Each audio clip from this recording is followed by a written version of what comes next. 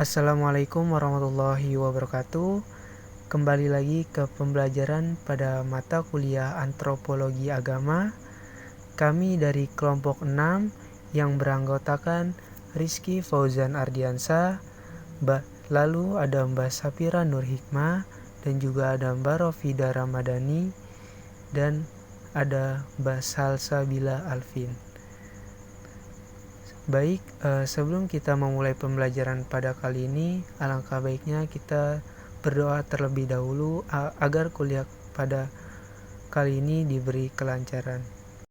Baik, pada kesempatan kali ini kita akan membahas tentang kekerasan beragama Quintan Wixtorowicz dan contoh penerapannya.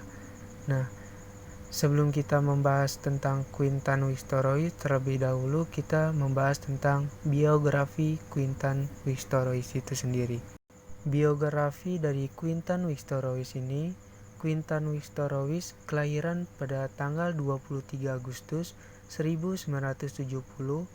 Ia memiliki karir 20 tahun yang beragam yang mencakup akademisi, pemerintahan senior, dan posisi intelijen. Nah, dunia startup dan inovasi ini dan ekuitas swasta. Sebelumnya ia menjabat sebagai Chief Operating Officer Frost Capital. Nah, lalu Quintan ini adalah seorang prosesor di Rhodes College, Dartmouth College, dan Sivingborg University.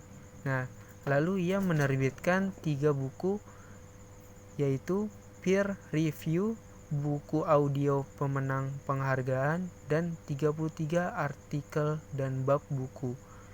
Ia menerima gelar PhD dalam ilmu politik dari American University. Selanjutnya yaitu aksi kekerasan atas dasar agama tak hanya bisa dipahami dengan melihatnya orientasi ideologis atau mentalitas psikososial pelaku saja. Nah, dari sejumlah kasus menunjukkan bahwa gerakan yang melakukan aksi kekerasan atas nama agama juga dilandasi pilihan rasional yang muncul karena makin menyempitnya repertoar atau istilah teknisnya dalam kajian gerakan sosial itu disebut struktur kesempatan politik. Nah, bagi manuver gerakan itu, hal itu tampak antara lain dari kajian yang mengenai dari Al-Jamaah atau Al-Islamiyah atau yang disebut JI yang berada di Mesir oleh Muhammad M. Hafiz dan Quintan Wixtorowicz dalam artikelnya yaitu Violence as Contagion in the Egyptian Islamic Movement. Kekerasan yang dilakukan kelompok Islamis di Mesir telah berulang kali terjadi sejak kebangkitan Islamisme di tahun 1970-an. Peristiwa pembunuhan Presiden Anwar Sadat di tahun 1981 merupakan tonggak sejarah kekerasan sporadis kaum Islamis vis-a-vis negara. Namun, selama tahun 1990-an, kekerasan kaum Islamis mengalami peningkatan drastis. Dalam jangka 5 tahun, antara tahun 1992 dan tahun 1997, ada 741 insiden kekerasan yang melonjak tajam dibandingkan dengan 143 insiden yang terjadi antara tahun 1970 dan tahun 1991. Tahun 1993 hingga tahun 1995 adalah masa paling berdarah karena hampir tiada hari tanpa insiden kekerasan. Sementara kekerasan antara tahun 1970 dan tahun 1989 mengakibatkan sekitar 120 kematian dengan sebagian besar serangan diarahkan ke kelompok kiri, Kristen Koptik, dan tempat maksiat. Kekerasan antara tahun 1992 dan tahun 1997 mengakibatkan setidaknya 1.442 kematian dengan sebagian besar target adalah lembaga atau aparat pemerintahan. 3 perubahan dalam struktur politik Mesir membuat repertoar para aktivis Islamis makin menyempit, yang membuat mereka akhirnya memilih jalan kekerasan. Yang pertama yaitu rezim Mesir melakukan deliberalisasi institusi politik pada tahun 1990-an. Sejak akhir 1970-an, pemerintah Mesir membolehkan beberapa partai yang sebelumnya terlarang, termasuk Al-Ikhwan Al-Muslimun atau IM, gerakan Islam terbesar di Mesir saat itu, untuk ikut dalam kontestasi politik dan duduk di parlemen. Meski akomodasi kelompok Islamis ini tak serta-merta berarti bahwa mereka memiliki kekuatan substansif dalam proses pembuatan kebijakan. Mereka menganggap akses ke parlemen bisa menjadi pelantar agenda Islamis di tingkat politik formal. Namun sejak tahun 1990-an, khususnya ketika rezim mengeluarkan Undang-Undang Pemilihan Umum 206 yang memberikan privilise besar berupa subsidi finansial dan monopoli media kampanye kepada Partai Demokratis Nasional atau Al-Hizb Al-Watani Ad-Demokrati, partainya Husni Mubarak. IM kemudian memboikot pemilu, ditambah dengan alasan dengan dipenjarakannya 54 anggotanya, dan akhirnya mereka membuat oposisi hanya memperoleh 7 kursi atau 2% di parlemen, bandingkan dengan 38 kursi oposisi pada parlemen tahun 1980-an, dengan IM menjadi pemimpin oposisi.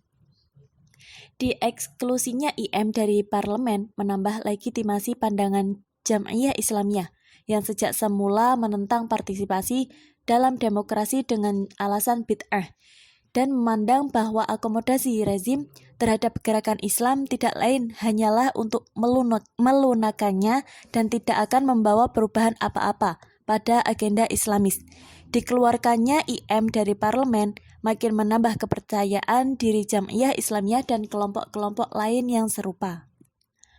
Kemudian yang kedua yaitu rezim Mesir pada tahun 1990-an mulai melakukan represi dengan kekerasan terhadap aktivis dan bahkan simpatisan Jam'iyah Islamiyah di kawasan Mesir Hulu. Pada tahun 1980-an, rezim melakukan represi permisif atau at-tasamuh al-qum'i terhadap Jam'iyah Islamiyah. Represi karena aktivitas JI dibatasi oleh rezim di kawasan Mesir Hulu, tetapi mereka masih boleh menggelar acara-acara dakwah dan kegiatan sosial lain di distrik Asyut saja. JI menguasai 150 masjid, namun sejak tahun 1990 dipicu terutama oleh asasinasi rezim terhadap jubir JI, Ala Muhyiddin. JI membalas dengan membunuh Rifat Mahjub, mantan ketua parlemen. Kemudian yang ketiga yaitu pembersihan rezim terhadap aktivitas Jam'iyah Islamiyah dilakukan tanpa pandang bulu. Setelah pembunuhan Rifat Mahjub, rezim bereaksi dengan menangkap ratusan anggota JI. Pembersihan rezim terhadap anggota JI dilakukan tanpa membedakan antara anggota maupun sekedar simpatisan. Bahkan keluarga anggota JI turut disandera dan tidak akan dibebaskan sebelum anggota JI itu menyerahkan diri kepada aparat di berbagai distrik di kawasan Mesir Hulu. Pembersihan besar-besaran ini membuat JI untuk pertama kalinya membentuk kelompok paramiliter bersenjata yang terpisah kelompok dakwahnya. Keputusan membuat kelompok sayap bersenjata ini menandai perubahan besar dalam strategi JI dibanding periode sebelumnya ketika mereka menolak aktivitas bawah tanah dan gerakan militer sebagai strategi yang tidak sehat untuk membangun gerakan massa.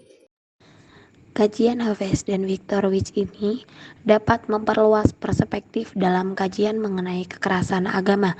Secara umum, kajian mengenai kekerasan agama sebelumnya cenderung menekankan aspek ideologis dari gerakan disebut Hafez dan Viktorowicz. Sebagai ideational school atau aspek psikosial, pelaku disebut Hafez dan Viktorowicz sebagai psikosial model, yakni adanya gegap psikologis akibat urbanisasi. Pandangan ini ditunjang dengan melihat peta demografis para pelaku kekerasan. Hafiz dan Viktorovich sendiri tidak menampik pentingnya aspek ideologi dan psikososial yang memotori kekerasan atas nama agama. Hanya saja kedua hal itu saja tidak cukup. Hafiz dan Viktorovich juga sedikit menguraikan contoh lainnya di Palestina. Hamas yang dipandang organisasi tanpa kompromi terhadap Israel ini sebelum meledaknya intifada yang memulai pada tahun 2000 harus mengadaptasikan doktrinnya untuk mengupayakan jalan damai dengan Israel. Karena populernya pandangan ini pada saat itu sementara Hamas tidak ingin kehilangan dukungan dari masyarakat populer.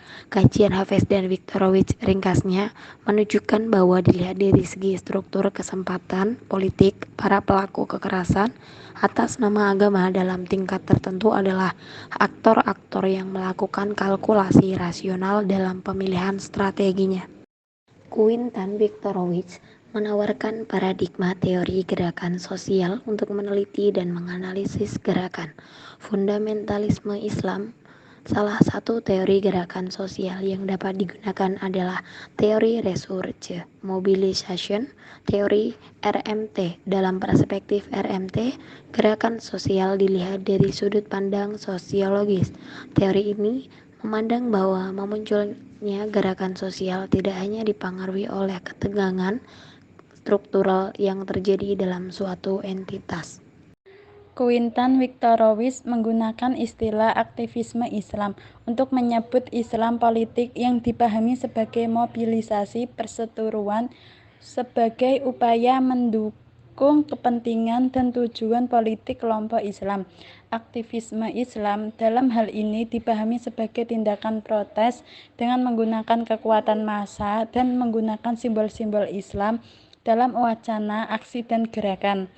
Adapun contoh penerapan Quintan Viktorovich yaitu satu, cognitive opening, yaitu suatu gerakan yang tidak hanya menggunakan ikatan sosial yang sudah ada untuk perekrutan, tetapi juga mengembangkan hubungannya dan jaringan baru dari individu yang sebelumnya tidak berhubung. Yang kedua, religious seeking and from enlightenment, yaitu gerakan-gerakan ini bersifat sukarela dan akibatnya tidak dapat mengandalkan paksaan langsung untuk mengindoktrinasi calon peserta. Sebaliknya, proses persuasi diinsirkan oleh diskusi dan debat, pertukaran ide di mana anggota gerakan berusaha untuk meyakinkan para pencari bahwa ideologi gerakan memberikan solusi logis untuk masalah yang mendesak. Yang ketiga yaitu socialization and joining on frame alignment, yaitu untuk mengubah nilai-nilai individu sehingga kepentingan pribadi diidentifikasikan sesuai dengan tujuan dan keyakinan ideologi gerakan.